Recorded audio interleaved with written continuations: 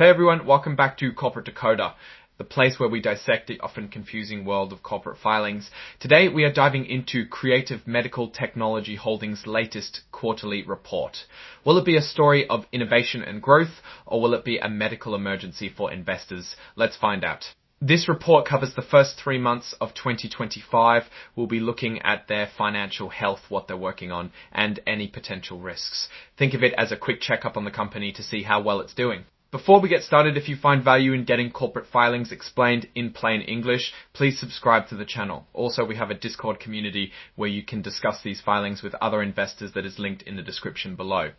First off, it's a Form 10Q, which is a quarterly report that publicly traded companies have to file with the Securities and Exchange Commission. Basically, it gives investors an update on how the company is doing financially. Think of it as a progress report. This report is for the period that ended in March 2025. This gives us a snapshot of how the company performed in the first quarter of the year, which is the first 3 months. Creative Medical Technology Holdings Inc. is the official name of the company, and it's based in Nevada. The file number there is a unique identifier assigned to them by the SEC. They trade on the Nasdaq stock market under the ticker symbol CELS. So if you want to look them up, that's what you'd search for. This is a check to see if they have been filing all the required reports on time. It looks like they have, which is a good sign. This section determines the type of filler the company is, which affects some of the rules and deadlines they have to follow. Creative Medical is a non-accelerated filler and a smaller reporting company. This generally means they are a smaller company with less stringent reporting requirements. As of May 9, 2025, there were just over 2.5 million shares of Creative Medical's common stock outstanding, so that's a measure of ownership. Now let's get to the good stuff, the financial statements. We'll start with the balance sheets, which are like a snapshot of what the company owns and owes at a specific point in time. This is a quick comparison of their assets, liabilities, and equity at the end of March 2025 compared to the end of December 2024. First, cash. They had around $7.7 million in cash at the end of March 2025, compared to about $5.9 million at the end of December 2024. This jump indicates a stronger position with nearly $2 million more in cash. Their inventory is very small, less than $1,000. We should move on to something more material. Licenses are recorded at just under $500,000, compared to about $530,000 at the end of December. Licenses can be patents and other intellectual property that give the company exclusive rights. Total current liabilities were around $286,000 at the end of March, compared to about $327,000 at the end of December. So that's going down, which is good. Total stockholders' equity, which is like the net worth of the company, was $8 million at the end of March compared to $630 million at the end of December. That means that their overall net worth has improved. All in all, total assets ended up being $8.3 million in March 2025, increasing from $6.6 million at the end of last year. Moving on to the statements of operations, this shows how much money the company made and spent over a period of time.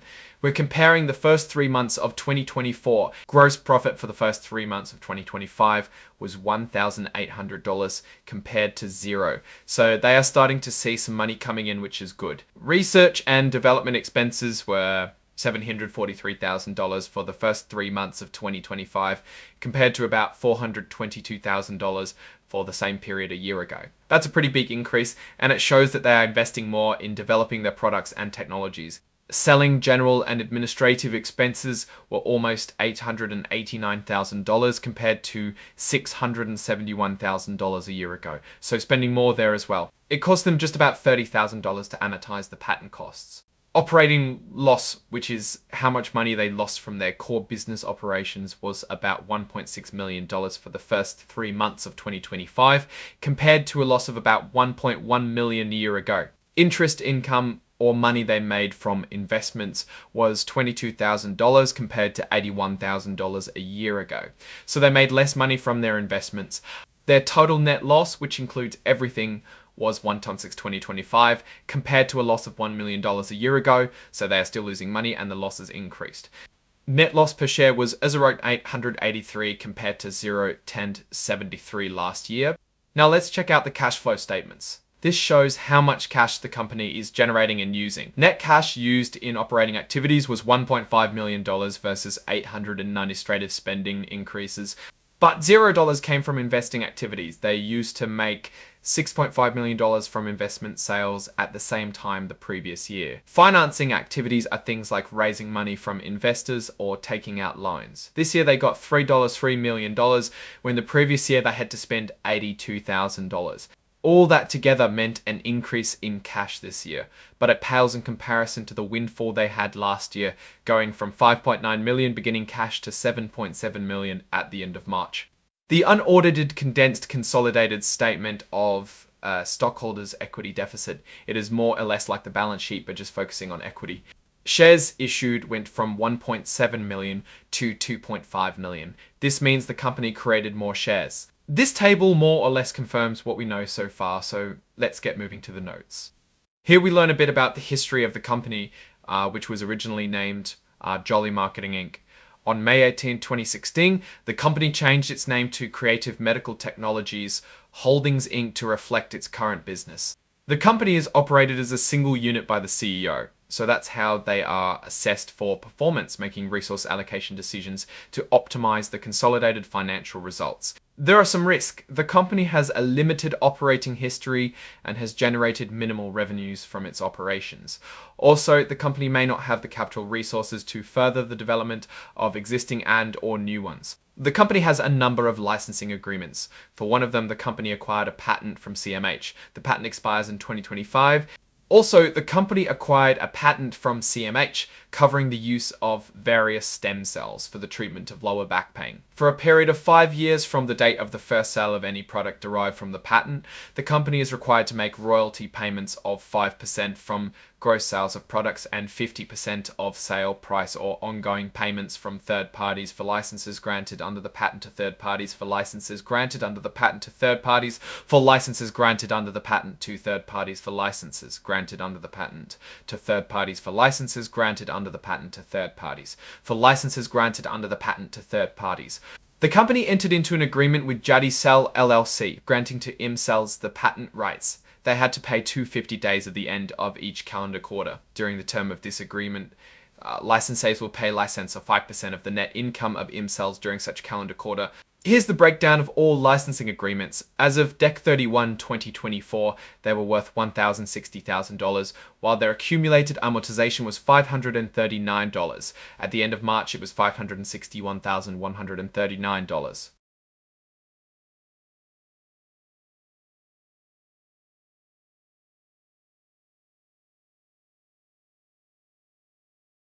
Let's talk about related parties. On May 14, 2024, Timothy Worthington, the Chief Executive Officer, purchased one share of Series B preferred stock for $100.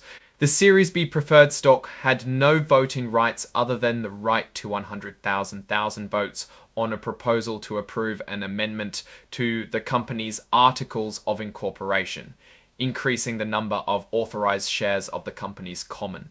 The share of Series B preferred stock was automatically redeemed when the share increase proposal was approved. Stock-based compensation can be a big expense. The company's board of directors approved the company's 2021 equity incentive plan and reserved 60,000 shares of common stock for the issuance of awards. As of March 31, 2025, stock options to purchase 11,808 and thou options to purchase 11,130.21 plan. In February 2022, they granted options to Timothy Worthington and Donald Dickerson at an exercise price of $16.90. The value of the options was determined to be $14,500 and $525, and 5-based Conti 55 tours and 4-based in 25 and 2024. The company recorded 3,485 Tom Zishan as of March 31, San Moki 5 Dore 10 to 25. All stock-based compensation has of March 30 funds and $485 in stock-based compensation. As of March 31, 2025 and 2024, the company recorded 3,485 all stock-based compensation has been accrued. The dividend yield is 0. The risk-free interest rate is 0.81%. The expected volatility is 92.95%. On March 6, 2025, the company entered into warrant exercise inducement offer letters with the holders of warrants to purchase an aggregate of 8,674,404 shares of their common stock. The holders agreed to exercise the existing warrants at their current exercise price of 4.74 on March 6, 2025, resulting in total net proceeds to the company of approximately $3.7 million after deducting placement agent fees and other costs of the offering 75, resulting $5 shares efter common twice have an exercise price of 3.75 trillion. $200 redeem in total net proceeds to the company of approximately 327 million fees and other costs of the offering 75. Per share, 70 transaction closed on March 6, 2025, approximately 3.7 million fees and other costs of the offering 75 cents per share, tap fee fund 75 cents per million after deducting placement agent fees and other costs of the offering 75 cents per share to the transaction closed on March 6, 2025, dough 325 ton closed on March 6, 2025, resulting in total net proceeds to the company. Roth Capital Partners LLC acted as the company's financial advisor. Here is the warrant activity. At the beginning of the year, they had 3,180 outstanding before issuing just shy of 1.8 million and exercising 830, 700, and 1,104. Here's some more data for assumptions. The expected volatility is at 166%. That's high. This is basically just saying that the shareholders approved the warrant issuance after the end of March. Moving on, this section gives management's perspective on the company's performance and future prospects. The company started with urology but has expanded, we know that already.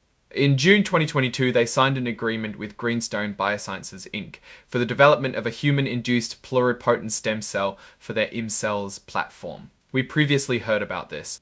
In November 2022, the company announced that the FDA had cleared their type 1 diabetes IND application, which will allow them to begin a phase II clinical trial. The clinical trial is registered on www.clinicaltrials.gov. They began treating the second group of patients in the first quarter of 2025 with data from subsequent cohorts guiding future clinical and regulatory plans. On March 6, 2025, warrant exercises net of all fees raised $3.7 million. Now, let's hear about why they lost money. It's because of losses from operations. Net cash used in operating activities was $1,091.535 for the 3 months ended March 31, 2025, in comparison to $896,864.30 for the comparable period a year ago. The CEO and CFO say their procedures are all in place, so all the filing and reporting is coming out in a timely manner. There may be lawsuits, we don't know. There are no specific details. The company can repurchase or buy back their shares. They did 5,000 shares at an average of $2 a share. This section details a list of exhibits which are just additional documents that are part of the filing. Overall, the picture is mixed. They are losing money, but they are also making progress on their clinical trials and raising money through warrant exercises. Creative Medical Technology is a high-risk, high-reward type of company. They are in the very early stages of developing some potentially groundbreaking therapies, but they are also burning through a lot of cash. If they can get some of their products approved and onto the market, the stock could take off, but there's also a real risk that they will run out of money before that happens. It might not be the best play to buy their shares. Alright, that's our breakdown of Creative Medical Technology Holdings' latest quarterly report. What's your take on these numbers and what they signal for the company's future? Drop your thoughts in the comments. If this analysis was valuable, hitting that like button really helps, and subscribe for more deep dives. Don't forget to check out the Discord in the description. Thanks for watching. See you next time.